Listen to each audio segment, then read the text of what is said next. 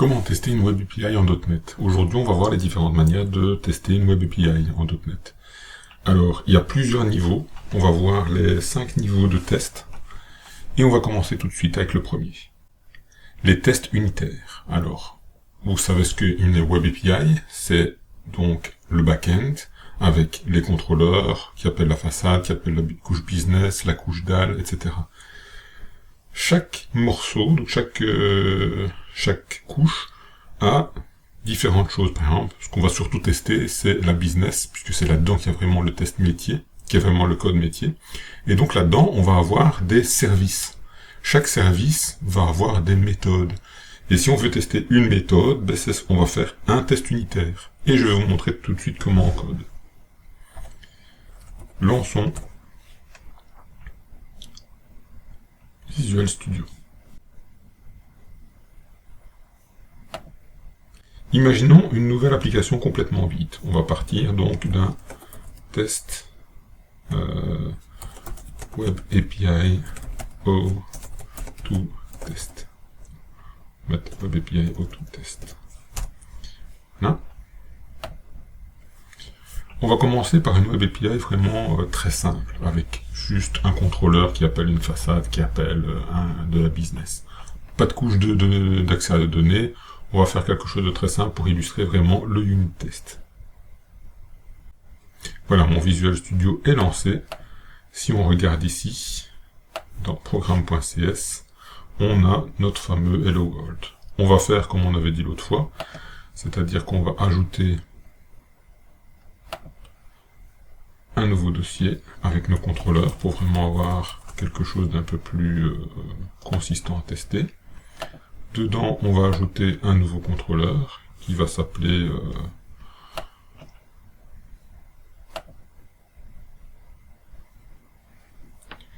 on va l'appeler HomeController, c'est très bien.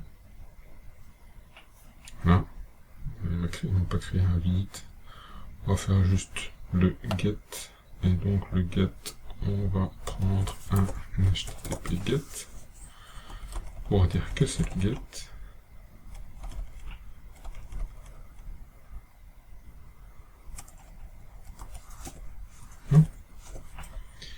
On va lui dire que c'est un API controller pour que notre programme.cs le retrouve. Et donc, du coup, on va lui dire sur notre builder d'utiliser dans les services, d'ajouter tout ce qu'il faut pour gérer les contrôleurs. Voilà. Et au lieu de faire un map.get, on va faire un map.controller. Voilà. Et donc, on va devoir lui dire, mais sur quelle route tu vas? Ben, on va lui dire la route qui portera le même nom que le contrôleur, c'est-à-dire /home. Voilà. Donc, si on tape /home, on arrive ici, c'est un get, il va appeler la valeur ici, get hello world, qui, elle, va appeler une couche business.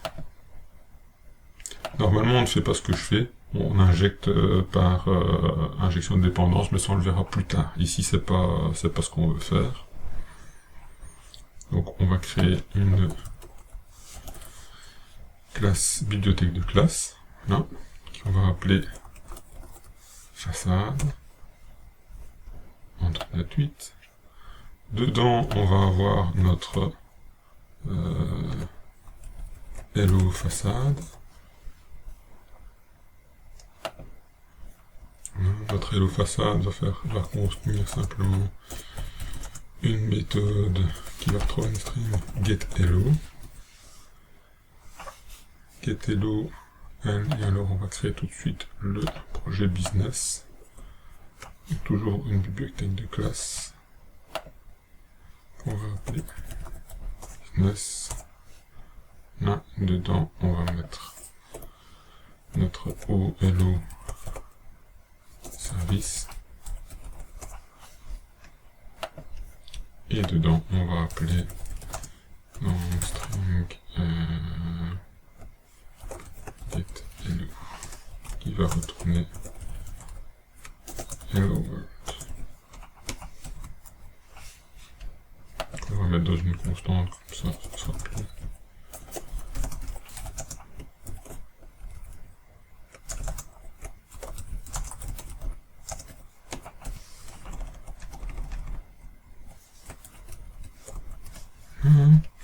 Alors, on va ajouter une dépendance pour dire que la façade connaît le business. Et donc, elle va utiliser, on va voir notre business qui va être là. Notre service Hello. Normalement, on travaille avec des interfaces et pas avec les classes directement. Et on travaille aussi, comme je disais, avec l'injection de dépendance. Mais ici, pour l'exemple, on ne va pas faire ça. On va mettre hello service égale new hello service. Et là, on va mettre hello service.getHello. Et dans notre home controller, on va simplement retourner notre façade. On va également créer ici. Donc, home façade.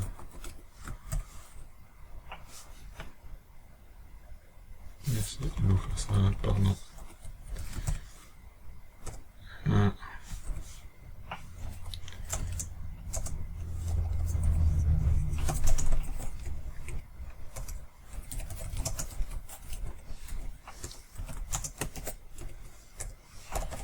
Et donc là, on appelle notre hello façade.getHello.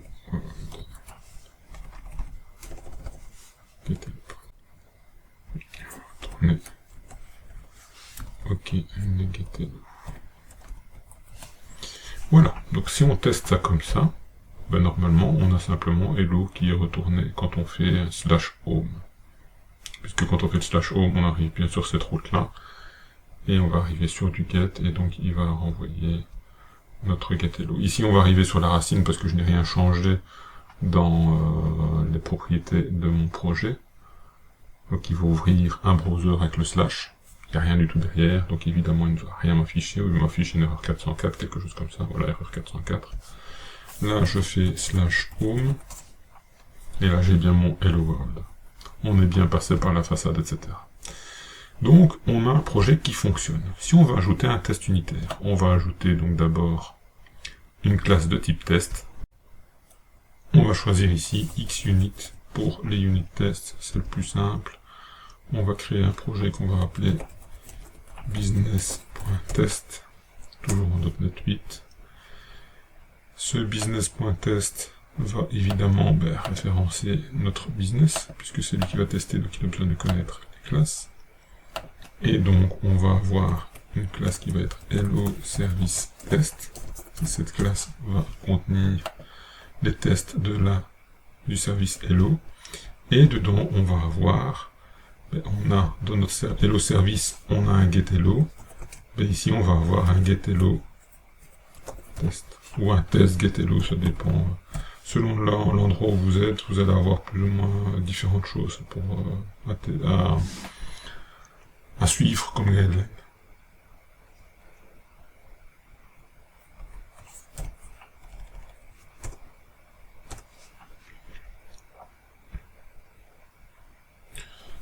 Alors une fois que vous avez installé les packages qui vous manquent, si jamais par exemple moi ici il me manquait xunitextensibility.core, j'ai fait CTRL, point virgule pour voir ce qui me suggérait comme correction, et donc ici il me suggérait d'installer ce qui manquait.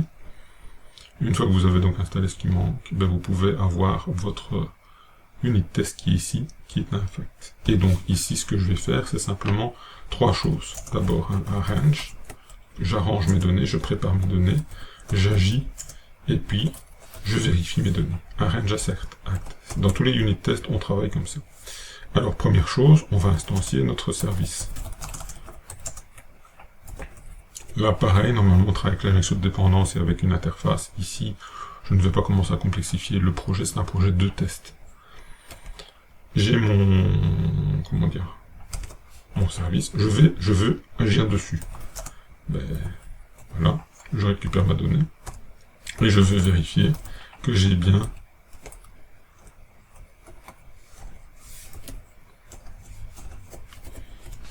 une valeur, donc que hello égale hello service point ma constante. C'est normalement ça qu'il est censé me retourner. Si je veux tester, rien de plus simple, soit je vais dans Test et je fais exécuter tous les tests, ou je peux explorer les tests, et là je vais avoir une petite fenêtre qu'on peut docker n'importe où. Moi j'aime bien la docker en bas, vous faites ce que vous voulez avec. Et ici vous allez voir, ben voilà, ils ont détecté qu'il y avait un projet de unit test qui contient un unit test. Vous pouvez l'exécuter tel quel, en mode release, donc ici il y a des breakpoints, il n'y a pas à breaker dessus. En debug, comme ça on peut aller vraiment dedans et vérifier certaines choses. Nous on va juste l'exécuter et voir ce qu'il en est. Normalement, ben, vu la simplicité, il devrait être vert. Il travaille un petit peu pour tout recompiler, pour après lancer le unit test, et après il va nous indiquer le résultat. Voilà, on voit que c'est réussi. Si jamais on avait mis qu'on s'attendait à avoir quelque chose dans ce genre-là, donc un string.empty, ne faites surtout pas ça, faites plutôt string.isNull or empty. Voilà. Si je voulais faire ça, je réexécute mon test, pas en debug mais simplement en release toujours, il recompile tout, relance mon unit test et là il me dit échec. Échec pourquoi? Parce que mon assert me dit il faut absolument qu'à la sortie du unit test, j'ai une condition hello qui soit nulle ou vide. C'est pas le cas. Mon hello que je reçois de getHello est égal à hello. Donc voilà. Donc on voit bien que ça fonctionne. Après, ici, on est dans un cas super simple. Normalement, comme je vous dis, on a l'injection de dépendance qui est là. On a parfois des couches d'accès aux données, mais on ne veut pas accéder aux données dans un unit test, on veut vraiment tester uniquement quelque chose. Donc pour ça, à ce moment-là, on va soit moquer la base de données, soit injecter un faux service, un faux layout data access, ou encore, ce qu'on peut faire, c'est injecter une base de données mémoire, une in-memory SQLite par exemple. Voilà, donc ça c'était pour les unit tests. C'est vraiment le premier niveau. Deuxième niveau, le test composant. Là c'est toujours un unit test, mais au lieu de tester juste le composant, juste le getHello, on va tester le composant complet. Donc si jamais on avait des choses, des choses qui étaient derrière getHello, un autre service qui était appelé, ben voilà, on continuerait d'utiliser getHello, on ne moquerait pas ce qu'il y a autour pour vraiment tester le composant lui-même, getHello service complet. Imaginez que getHello appelle une autre fonction du service, ben voilà. On n'aurait pas à moquer, on utilise ça. Donc, unit test, c'est un X-unit qui va tester uniquement une méthode, et s'il y a d'autres choses qui sont appelées, on les moque, ou on fait en sorte qu'elles ne soient pas appelées. Composant, c'est on teste tout le composant, même s'il y a des interactions dedans, ben c'est pas grave, on le teste en une fois. On va passer à la partie 3, le test d'intégration. Donc là, maintenant, on va tester l'intégralité de notre Web API. On va vraiment faire comme si on appelait la Web API en direct. Et donc, pour ça, on a besoin de pouvoir référencer notre programme.cs. Et donc, si vous regardez bien, je l'ai légèrement modifié. J'ai remis le namespace, j'ai remis public class programme qui disparaît souvent à partir du .NET 8, et le public static void main qui lui aussi disparaît. Ainsi, ça va me permettre de pouvoir les appeler directement depuis un unit test, parce qu'en fait un test d'intégration c'est un unit test avec quelques petites particularités que je vais vous montrer tout de suite. On va créer donc un XUnit simplement en .NET 9, attention, donc on va appeler ça business.integrationTest en .NET 9. Pourquoi le .NET 9? Parce qu'on va utiliser un NuGet package qui s'appelle Microsoft ASP.NET Core MVC Testing et qui lui n'est disponible qu'à partir du .NET 9. On l'installe. Il est parti, il mouline. Il l'a installé. Voilà. Encore en fait. Voilà, alors qu'est-ce qu'on va faire? On va d'abord renommer notre test. Donc hello integration test. Et on va mettre une méthode getHello integration test. Alors, première étape, faire hériter notre classe principale d'une interface qui va permettre ainsi d'injecter dedans tout ce qu'il faut pour pouvoir récupérer en fait une factory nous permettant de générer un client pour notre Web API. Je vous montre tout de suite. Et class fixture de Web Application Factory de programme.cs. Attention que ici, si vous tapez programme tout court, vous allez tomber sur le Microsoft Visual Studio Test plateforme programme. C'est pas ça qu'on veut, nous. Ce qu'on veut tester, c'est celui de notre Web API. Donc là, ça va être notre Web API autotest.programme. Voilà. Ici, donc, on va créer un HTTP client qu'on va récupérer par injection de dépendance dans notre Hello Integration Test et class feature. Donc, notre e-class feature va permettre de nous envoyer une Web Application Factory de notre Web autotest.programme. Voilà. Et donc dedans, qu'est-ce qu'on va faire? On va simplement faire que notre HTTP client égale notre application factory.create client. Simplement. Maintenant, qu'est-ce qu'on va faire? On n'a pas de range à faire parce qu'on le fait indirectement avec l'injection de dépendance. On a préparé un HTTP client, donc on va juste faire le act. Le act, c'est quoi? C'est on va récupérer une réponse de notre HTTP client. HTTP client, qu'est-ce qu'on va faire? On va faire un getAsync et on va faire quoi? /home. Ici, on appelle notre Web API. Notre Web API, qu'est-ce qu'elle prend? /home, on arrive sur le contrôleur home, getHello, et on a notre réponse. Attention, on est en async. Donc là, je dois faire un await. Si je fais un await, ma méthode doit être async. Et ensuite, je vais faire les asserts, donc les vérifications de mes données. Pour faire mes vérifications, qu'est-ce que je fais? Simplement, première chose, je vérifie que j'ai bien une réponse avec un status code 200, le code OK. Si j'ai un 404, c'est qu'il n'y a rien derrière cette route-là, ou je peux avoir une erreur 500 si j'ai une erreur serveur, etc. Enfin, qu'est-ce qu'on va faire? On va récupérer notre contenu. Tunt égale toujours un await de readString async. Maintenant que j'ai ça, j'ai mon contenu. Qu'est-ce que je fais? Je vais vérifier que mon contenu égale mon service Hello. Je dois le référencer d'abord. Je vais référencer business. Comme ça, j'ai ma constante. Hello service.hello. Voilà. Si je lance ce test-là, exécute.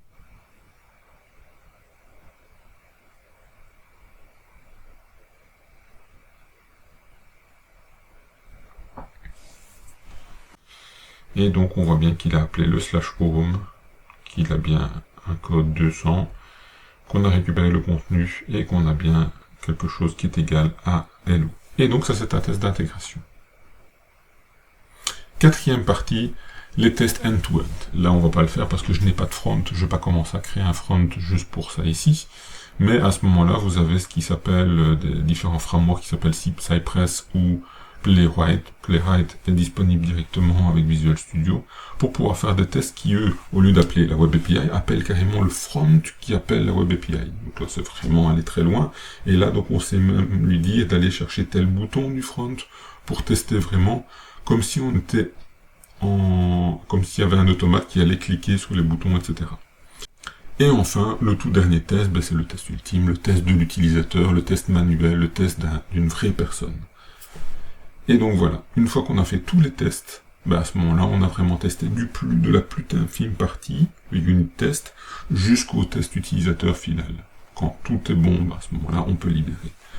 Pour info, les tests unitaires sont des tests que généralement on ajoute dans tous les projets, et notamment sur .NET, souvent on met dans un repo Git qui lui-même, tout ce qui est pipeline est généré à travers Azure DevOps. Et donc à ce moment-là, on peut lui dire, ne valide pas ma release tant que les unit tests ne passent pas. Après, dedans, on peut lui dire aussi de valider d'autres tests, les tests de composants, les tests d'intégration. Et après, on peut aller faire des tests de charge aussi, avec Visual Studio ou avec d'autres frameworks. Mais ça, je vous laisserai le soin de découvrir. J'espère en tout cas que tout ça vous a plu. N'hésitez pas à me laisser un commentaire en fonction de vos remarques, en fonction de ce que vous aimeriez voir Et n'hésitez pas non plus à vous abonner pour ne rien manquer, parce que je mettrai d'autres tutos dans les prochains jours, et donc n'hésitez pas. Voilà, je vous dis à très bientôt pour de nouvelles vidéos et de nouveaux tutos pour apprendre à développer du web facilement. À bientôt!